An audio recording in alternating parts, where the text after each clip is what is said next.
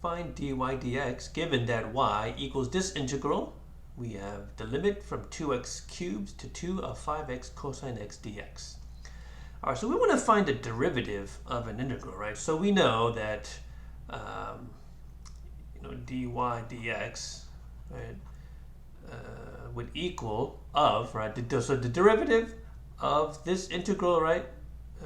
I'm just going to use f of t dt, right? Would equal f of x. Okay, so don't be confused by the notation here, right? Basically, what it's saying that I can take the derivative of this guy, but as long as the lower limit is a number, it doesn't really matter what number it is. Okay, and the upper limit is x, then the derivative of this guy is just going to equal the function evaluated at x in this case, right? So there's a couple things not wrong, right? But a couple things we have to deal with here. First of all, the limits are switched, right? The lower limit should be just a number, and the upper limit should be just x. Okay, I mean that we can deal with that one pretty easily, right? Because we just switch the limits of integration and make it negative. So okay, we can make it like this: 2x cubed, and then 5x cosine x dx. Okay, but then the second issue is, okay, I know, right? So let's take a look. I know that to find the derivative, I need to plug this guy into here and here, right?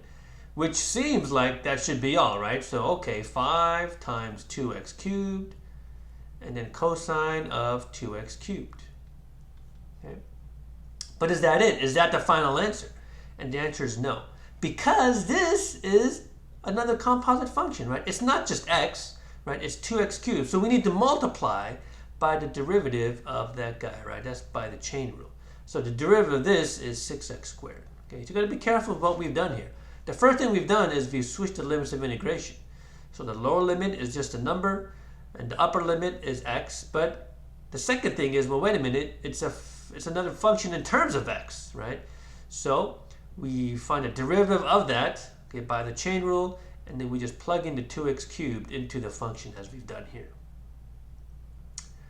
All right, so what's the final answer then? Well, don't forget about that negative here, right? Okay, so in this case, we just multiply everything together, right? 5 times 2 times 6 times the negative is negative 60.